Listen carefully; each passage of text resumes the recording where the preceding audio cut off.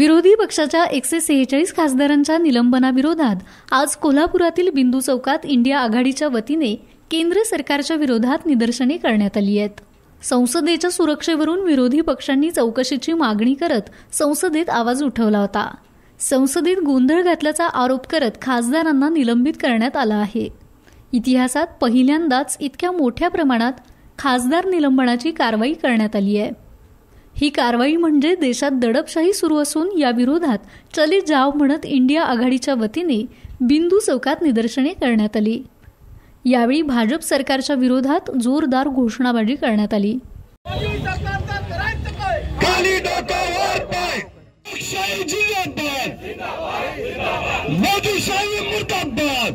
या निदर्शनामध्ये इंडिया आघाडीतील सर्व घटक पक्ष सहभागी झाले होते।